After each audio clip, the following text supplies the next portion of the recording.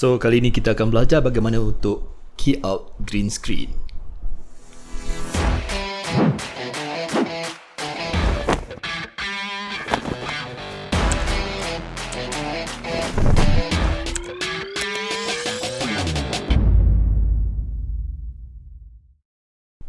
Assalamualaikum dan salam sejahtera Malaysia.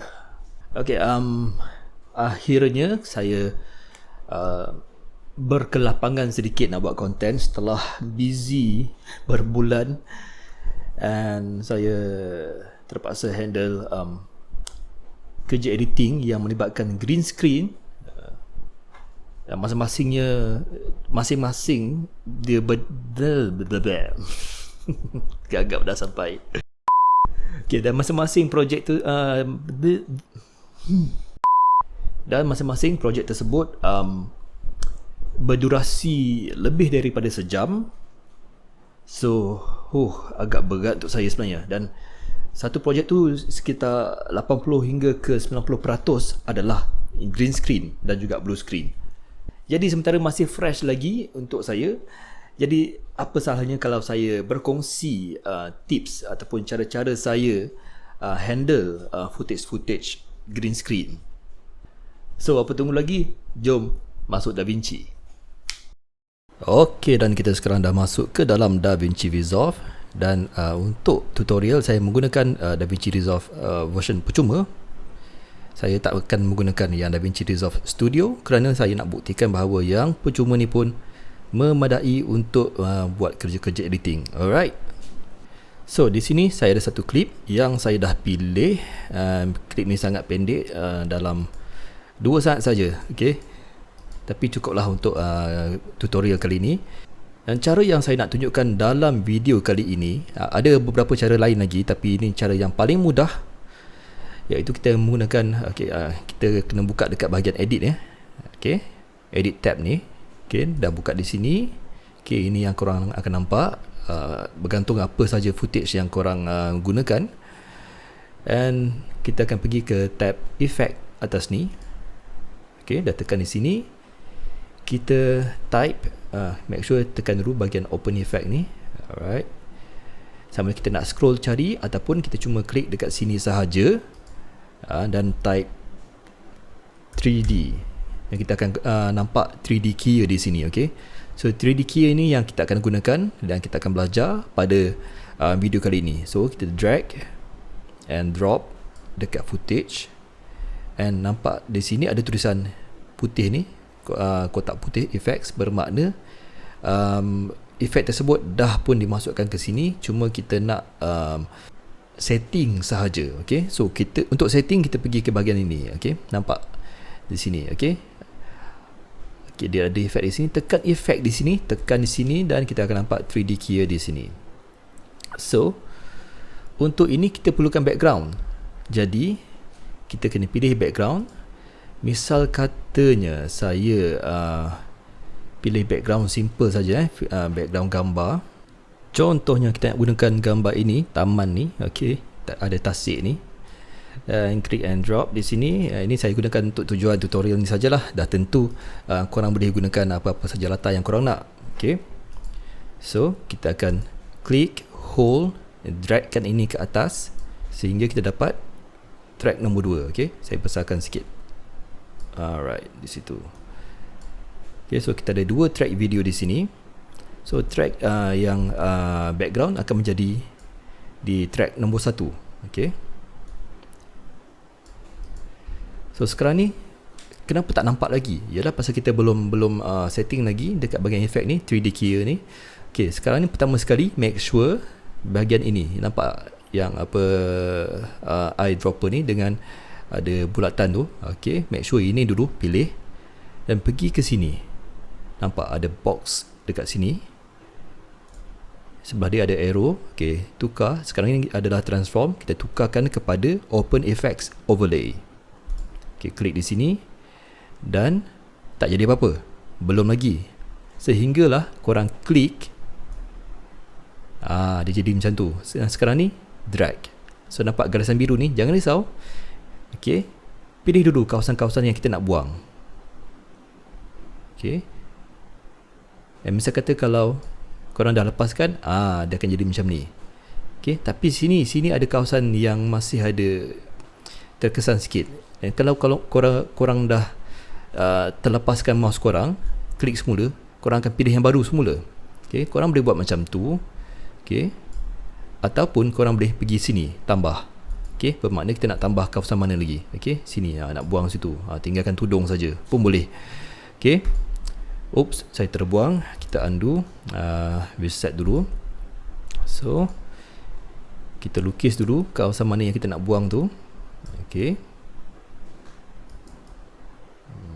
alright. Cuma sekarang ni background tak sama besar. Okay, so kita akan besarkan sikit background. Boom. Okay, kita dapat. Okay, cuma nampak tak di garisan-garisan tepi muka dia ni nampak hijau. Dan sekarang ni pergi ke bahagian Dispel. Nampak ni? Okay, so klik hold butang ni, drag dia. Perhatikan warna hijau tersebut. Okay, yang di sekeliling dia dah berkurangan. Okay, dia hilangkan sisa-sisa warna hijau yang tumpah ke subjek kita. Okay, so ini fungsi Dispel. Okay, lupakan dulu tentang soft, flat, tight, luma. Okay, lupakan dulu yang ni. By default dia akan pilih flat. Okay, memadai kita pakai flat sahaja. Okay, untuk sementara ni. Okay, so kalau korang nak buang stroke korang boleh delete stroke. Stroke tu yang garisan biru yang kita lukis tadi lah. Okay, dan buat yang baru ataupun reset pun boleh. Dan kemudian kita pergi ke bahagian Matte Finesse. Okay, di sini kita akan buat beberapa adjustment.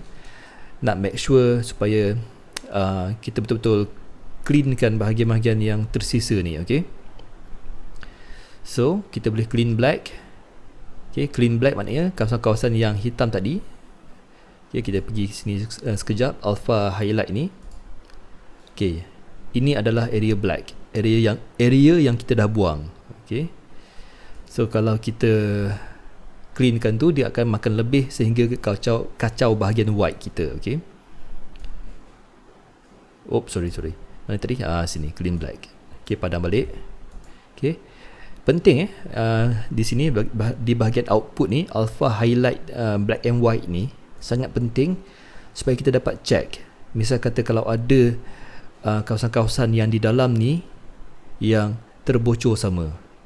Okay, so kita boleh check. Di sini dekat mic ni pun kita nampak ada bocor sikit. Okay, so kita boleh clean white. Tengok dah hilang. Okay, so kita boleh go through. Alright, nice, tak ada yang bocor lagi dah. Dan kita boleh tukarkan semula kepada Final Composite. Okay, dan korang anytime korang boleh pergi balik semula ke bahagian alpha highlight black and white ni untuk check. Okay, so sekarang ni kita masih ada lagi outline ni. Okay, dan apa yang kita kena buat adalah pergi ke bahagian in and out ratio ni. Just tarikkan dia ke arah in. Okay, kalau out, in. Okay, kita pergi kepada frame yang lebih jelas sikit. Okay,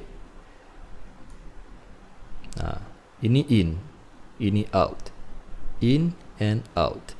So kita just nak pergi ke bahagian in slowly. So kalau sini dia mungkin agak laju kalau kita klik dekat butang.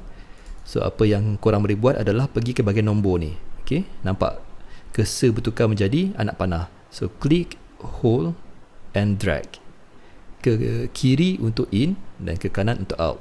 Okay, so bila nampak nombor jadi negatif, itu bermakna kita ke arah in. Okay, sampai kita rasa kita dah buang bahagian outline tu boleh mungkin. Jangan terlalu banyak, pasal kalau terlebih kadang dia boleh misal kata macam contohlah bahagian-bahagian yang ada rantai halus-halus ni, dia boleh terbuang sekali yang tu. Oops, sorry. Okay, And pre-filter ni adalah korang boleh try pre-filter juga boleh membantu. Okay, dan korang boleh clean white, tapi clean white ni dia akan makan ke bahagian black sekali. And blur radius untuk nampakkan dia lebih natural. Okay, so bermain dengan blur radius. Lagi sekali kalau kita nak perlukan selection yang lebih berhati-hati, pergi ke bahagian nombor ni, klik, hold dan dragkan dia.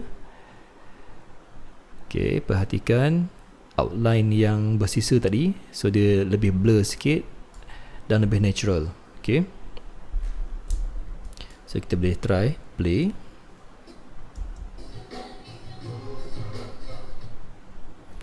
Alright, so far so good. Okay, kita, kalau korang perasan, ini adalah page 1, kita ada page 2. So try klik dekat sini. Okay, sini pun ada fungsi-fungsi dia, macam post filter ni antara yang kerap saya gunakan untuk kita naturalkan balik, nak counter balik. Contohnya kalau saya zoom sikit 200%. Okay, tengok maknanya dia softkan selection ni ke arah luar, tapi lebih soft. So saya lebih banyak gunakan post filter berbanding clean white. Okay, fungsi dia hampir sama. Okay, cuma clean white ni dia lebih kasar, and post filter ni dia lebih halus. Okay, so nampak? Okay, nampak agak natural. Misal kata kalau kita ada bahagian yang kita nak buang, kita boleh pakai garbage mat. Okay, dia ada rectangle dengan ellipse sahaja. Okay, kalau rectangle gitu, dan kita boleh softkan dia macam tu kalau ada bahagian-bahagian yang kita nak buang. Okay, tapi sini tak ada. Okay, so saya tak pakai dulu garbage mat ni. Okay, and itulah saya rasa macam sepatutnya kena ada satu lagi option yang di mana kita boleh lukis sendiri bahagian yang kita nak buang. Tapi tak ada, nak buat macam mana? Mungkin dia masih yang akan datang. DaVinci Resolve boleh tambah lagi option tu. Tapi kita ada cara lain, tapi cara lain tu kita akan belajar pada masa yang akan datang. So sekarang ni apa kekurangan footage ni sekarang ni? Dia masih tak nampak realistik kerana background belakang ni terlampau jelas.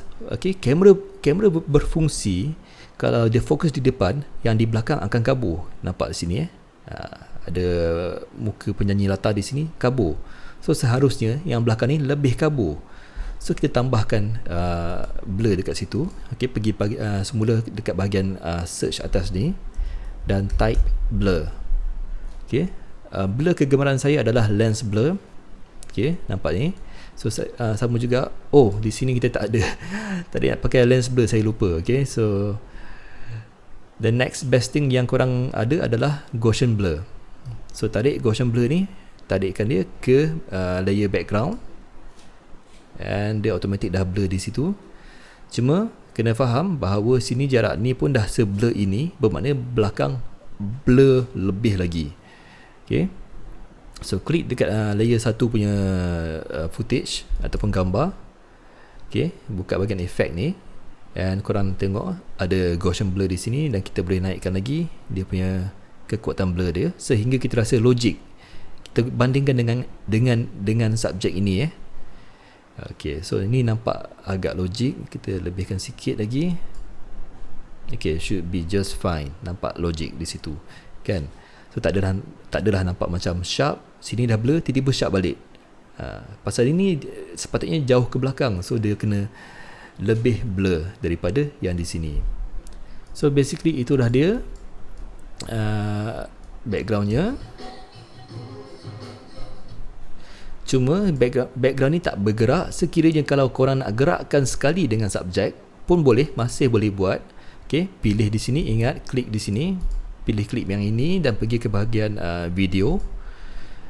Okay, di sini ada kerja yang renyah sikit pasal kalau menggunakan option 3D key, kita tak ada tracker.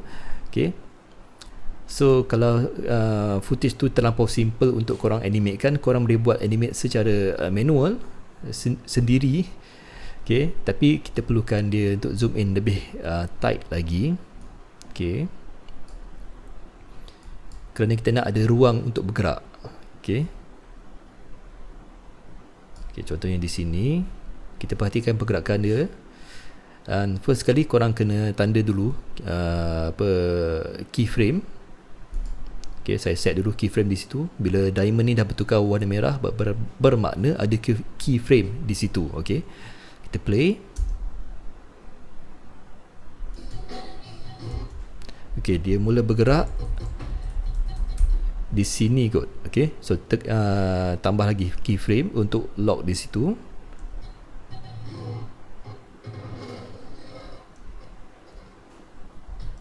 Okay, dia bergerak sejauh tu. So kita akan pergi kepada position X dan tarik dia ke arah kiri. Okay, secara automatik dia akan tambah keyframe di sini. So try kita tengok. Okay, cuma pergerakan dia mengejut dan kasar. So apa yang kita nak buat, apa yang kita boleh buat adalah pergi di sini, nampak ada gambar ulat ni, macam ulat ni kan. Okay, klik di sini. So ini adalah apa yang kita buat tadi. Okay, make sure tadi kita ubah di position X. So make sure di sini keluar tulisan position X. Okay, so klik di sini and tekan curve. Nampak yang curve yang tengah ni? Klik di situ dan kita boleh curvekan dia lebih natural sikit. Alright, dan try kita play. Better. Alright, and for sure cara ni memang memenatkan. Dan ada cara lagi kita menggunakan tracker. So itu yang saya akan tunjukkan pada video yang akan datang. So pada kali ini apa yang korang kena buat next adalah untuk color gradekan dia untuk matching lebih kurang sama. So perhatikan background terlampau saturated.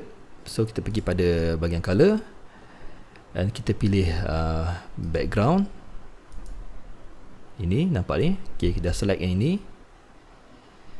So apa yang kita boleh buat adalah, nampak kita dah dapat lihat comparison. Kita try kurangkan dia punya color boost. Okay, sehingga nampak agak matching. Saya rasa color boost mungkin tak sesuai. Mungkin kita kena kurangkan saturation. Okay, almost. Okay, kadar yang ni dah okay. Cuma yang ni saya rasa saya perlu kurangkan lagi sikit. So bagaimana kita nak kurangkan hijau sahaja? Okay, so apa yang saya akan buat adalah saya akan pergi kepada ini, color whopper. Dan saya just klik di mana kawasan yang saya nak kurangkan color. Sini contohnya. Okay, perhatikan dekat bahagian color whopper tu, nampak dia ada arah yang di mana saya buat ni kan. Okay, kita boleh tambah lagi point dia di sini, tapi saya rasa tak perlu. So sorry. Okay, saya cuma klik hold dan dragkan dia. Tengok yang dekat color whopper tu. Okay, kalau saya nak tukar color, dia pergi ke situ. Kalau saya just nak sekadar kurangkan saturation dia, saya tarikkan dia ke arah center sarang labah-labah tu kan. Okay, so dia cuma attack bahagian color hijau sahaja. Okay, mungkin lagi sikit. Okay, dah cukup memadai. So dia nampak lebih blend in sikit. Next, apa yang saya akan buat adalah saya akan new compound clip. Alright, so dia dah jadi satu clip. Okay, background dengan foreground dah bersatu dalam satu clip. Kalau kita nak accesskan dia semula, boleh. Kita boleh buka semula, open in timeline, dan kita dapat jumpa semula yang ini. Okay, nak patah balik, pergi ke, nampak bawah ni, timeline 1, dan berklik di situ dan kita patah balik ke timeline kita. So di sini barulah saya nak color semula semuanya. Okay, kita boleh pakai LUT. Okay, nampak dia akan efek ke dua-dua bahagian sekali. Ataupun kita nak buat kita nak color sendiri. Okay, contohnya ini saya buat cincai-cincai sahaja.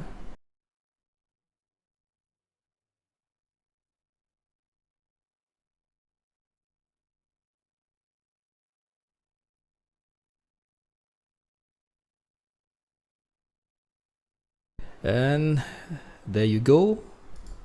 So lebih kurang begitulah kaedah saya untuk key out green screen dengan cara menggunakan 3D key ya. Okay. Cara ini lebih ringan untuk prosesor kita, lebih ringan untuk PC kita. Tetapi dia ada limitasi yang sukar sikit. Dia untuk secara kasar, okey kita boleh pakai yang ini, tetapi kalau nak detail lagi, kita akan lebih belajar di dalam bahagian Fusion tab ni. Okey, ada banyak benda lagi option yang kita boleh pakai di sini yang lebih detail dan lebih cantik. So itu pada lain kali pula ya.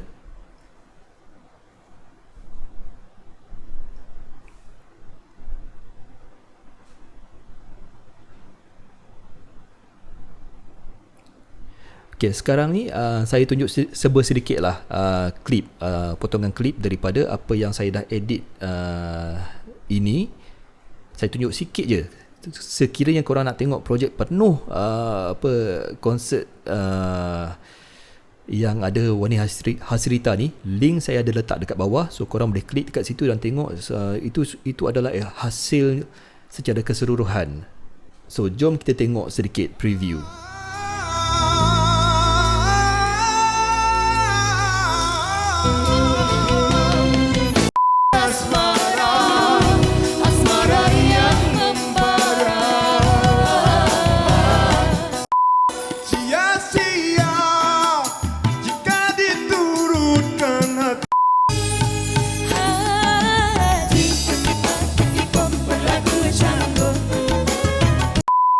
Jadi itulah cara-cara bagaimana saya handle footage green screen ataupun blue screen.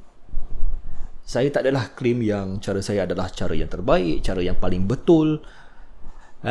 Saya cuma katakan ini adalah cara saya handle. And so far bagi saya dia memadai untuk projek yang kita tak adalah nak sangat look yang terlampau realistik ke apa kan. So just sekadar untuk tidaklah ke peringkat yang green screen tu mengganggu orang, di mana kita nak nampak green screen tu dengan subjek terpisah dan rasa tak blend. So sekurang-kurangnya kita dapat mengatasi masalah tersebut. So saya berharap apa yang saya kongsikan